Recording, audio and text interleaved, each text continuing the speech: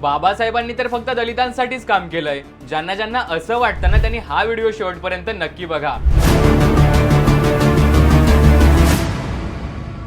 आज आपल्या हातात जो हा पैसा आहे तो पैसा रिझर्व्ह बँकेतून येतो आणि याच रिझर्व्ह बँकेची स्थापना बाबासाहेबांनी लिहिलेल्या द प्रॉब्लेम ऑफ रुपीज या पुस्तकाच्या आधारावर झाली आहे. आज कोणत्याही कंपनीत काम करताना तुम्हाला 8 तास duty, PF, lunch break, week off, overtime, भर पगारी रजा आणि बोनस यासारख्या ज्या सुविधा मिळतात त्या सुद्धा बाबासाहेबांनी आणलेल्या कामगार संरक्षण कायद्यामुळे. आज प्रत्येक काम करणाऱ्या महिलेला गर्भावस्थेच्या काळात 6 महिन्याची जी भर पगारी रजा मिळते, त्याचसोबत नवऱ्याने घटस्फोट दिल्यानंतर पुढील आयुष्य व्यतीत करण्यासाठी पोटगी मिळते, हे सगळं सुद्धा बाबासाहेबांनी मांडलेल्या हिंदू कोड बिल मुळे शक्य झालंय. गरजू विद्यार्थ्यांना सरकारी शिष्यवृत्ती, हॉस्टेलची सुविधा ही सुद्धा बाबासाहेबांच्या दूरदृष्टीचीच देणगी आहे. आता जर तुम्ही शेतकरी असाल तर शेतकऱ्यांना ज्या सरकारी सवलती मिळतात सिंचनामध्ये, धरणामध्ये, नाल्यांमध्ये, त्या सुद्धा बाबासाहेबांनीच आणलेल्या शेतीविषयक कायद्यांमुळे. यामुळेच बाबासाहेब फक्त दलितांचे नेते नव्हते तर ते शेतकरी, कामगार, विद्यार्थी, महिला आणि प्रत्येक भारतीयांच्या हक्काचे शिल्पकार होते.